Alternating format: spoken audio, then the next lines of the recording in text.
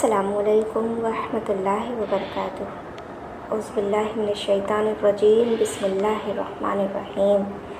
اللہ تعالیٰ ہمیشہ سے ہے اور ہمیشہ رہے گا۔ ہر چیز کو اللہ تعالیٰ ہی نے پیدا کیا اور ایک دن اسی کے حکم سے ساری کائنات ختم ہو جائے گی۔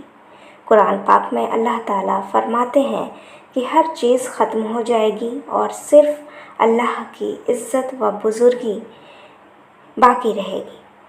حضرت عبادہ بن صامت رضی اللہ تعالیٰ عنہ بیان کرتے ہیں کہ رسول اللہ صلی اللہ علیہ وسلم نے فرمایا کہ اس دنیا کی تمام چیزوں میں سب سے پہلے اللہ تعالیٰ نے قلم کو پیدا فرمایا اور اسے لکھنے کا حکم دیا، تو اس نے عرض کیا، اے میرے رب، میں کیا لکھوں؟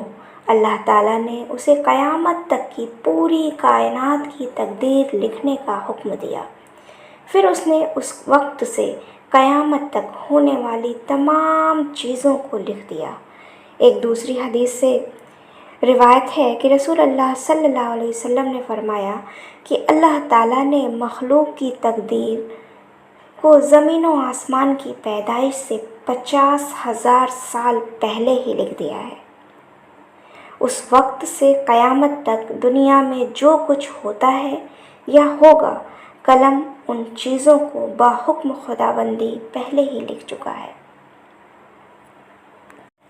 اور کیا آپ جانتے ہیں کہ اللہ تعالیٰ نے پوری کائنات اور ان کی تمام چیزوں کو بے مثال پیدا کیا ہے۔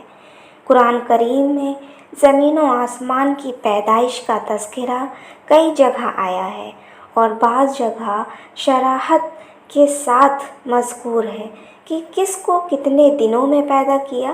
ان تمام آیتوں کو سامنے رکھنے کے بعد پتہ چلتا ہے کہ پہلے زمین کا مادہ تیار کیا گیا اور وہ ابھی اسی حالت میں تھا کہ آسمان کے مادے کو دھوئیں کی شکل میں بنایا گیا، پھر زمین کو موجودہ شکل و صورت پر پھیلایا گیا اور ساتھ ہی اس کی تمام چیزیں پیدا کی گئیں۔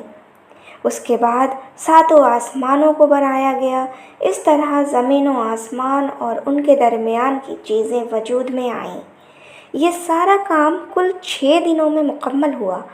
خود اللہ تعالیٰ قرآن میں فرماتے ہیں کہ ہم نے ہی زمین و آسمان اور ان کے درمیان کی چیزوں کو محض 6 دنوں میں پیدا کیا ہے اور ہمیں ان کی پیدائش میں تھکن کا کوئی احساس بھی نہ ہوا۔ اور فرشتے جو اللہ تعالیٰ کی مخلوق ہیں، جو نور سے پیدا ہوئے ہیں، وہ ہماری نظروں سے غائب ہیں، کبھی اللہ کی نافرمانی نہیں کرتے۔ اللہ تعالیٰ نے ان کو مختلف کاموں پر لگا رکھا ہے، وہ ہر وقت انہی کاموں میں لگے رہتے ہیں۔ فرشتے بے شمار ہیں، ان کی صحیح تعداد اللہ تعالیٰ کے سوا کسی کو معلوم نہیں۔ ان میں 4 فرشتے مشہور اور مقرب ہیں۔ نمبر 1 جبرائیل علیہ السلام، جو اللہ تعالیٰ کے حکم سے کتابیں اور احکامات پیغمبروں کے پاس لاتے ہیں۔ نمبر 2 حضرت اسرافیل علیہ السلام، جو قیامت میں اللہ تعالیٰ کے حکم سے سور پھونکیں گے۔ نمبر 3 حضرت میکائیل علیہ السلام، جو بارش کا انتظام کرنے اور مخلوق کو روزی پہنچانے پر مقرر ہیں۔ نمبر 4 حضرت عزرائیل علیہ السلام، جو مخلوق کی جان نکالنے پر مقرر ہیں۔ اسی طرح ان کے علاوہ بھی بہت سارے فرشتے ہیں جو اللہ تعالیٰ کی حمد و ثنا اور ان کی پاکی بیان کرنے میں لگے رہتے ہیں۔ اس کے بعد اللہ تعالیٰ نے جنات کی پیدائش کی۔ قرآن و حدیث میں جنوں کا تذکرہ کثرت سے آیا ہے۔ انسانوں سے پہلے ہی ان کی پیدائش ہو چکی تھی۔ اللہ تعالیٰ نے ان کو آگ سے پیدا فرمایا۔ ایک طویل زمانے تک وہ زمین میں آباد رہے، پھر انہوں نے فساد مچانا اور خون بہانا شروع کیا۔ اللہ تعالیٰ نے فرشتوں کے ذریعے انہیں سمندر کے جزیروں اور دور دراز پہاڑوں کی طرف بھگا دیا۔ ابلیس بھی جنات میں سے تھا، لیکن کثرت سے عبادت کی وجہ سے فرشتوں کا سردار بنایا گیا۔ لیکن جب اللہ تعالیٰ نے حضرت آدم علیہ السلام کے سامنے سجدہ کرنے کا حکم دیا تو اس نے تکبر کیا اور سجدہ کرنے سے انکار کر دیا۔ چنانچہ اللہ تعالیٰ نے دھکار کر اس کو دنیا میں بھیج دیا اور ان سے تمام نعمتیں چھین لیں۔ اس طرح تکبر نے اسے ہمیشہ کے لیے ذلیل و رسوا کر دیا۔ حضور صلی اللہ علیہ وسلم دنیا میں انسان و جنات دونوں کی ہدایت و رہنمائی کے لیے بھیجے گئے تھے۔ چنانچہ احادیث میں جنوں کو اسلام کی دعوت دینے کا ذکر موجود ہے اور قرآن کریم میں جنات کی ایک جماعت کے ایمان لانے کا بھی تذکرہ موجود ہے۔ تو سوچئے اللہ کی کتنی بڑی قدرت ہے کہ اللہ نے پہلے قلم کو بنایا، پھر زمین و آسمان کی پیدائش کی، زمین و آسمان کے درمیان کی تمام ہماری ضروریات کی چیزوں کو بنایا۔ اللہ نے فرشتوں کو مقرر کیا، اللہ نے جنات کی پیدائش کی۔ اللہ کتنی بزرگی اور عزت والا ہے۔ کسی بھی طرح کا کوئی شک و شبہ یا تکلیف ہو تو آپ اللہ کی قدرتوں پر نظر ڈالیے۔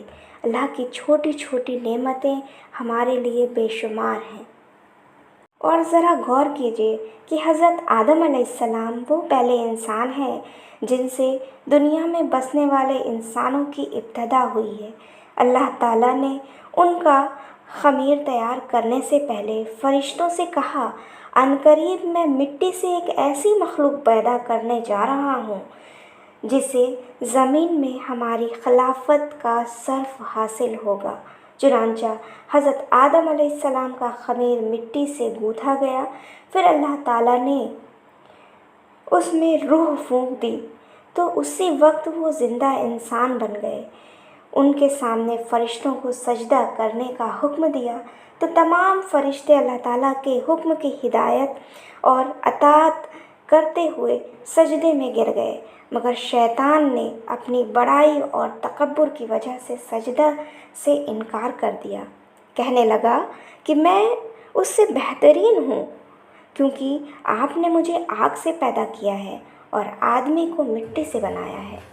اس طرح شیطان اللہ کے حکم کو نہ مان کر ہمیشہ کے لیے اللہ کی لعنت کا مستحق بن گیا، اور اسی وقت سے وہ جنت سے باہر نکال دیا گیا اور حضرت آدم علیہ السلام اور ان کی اولاد کا دشمن بن گیا۔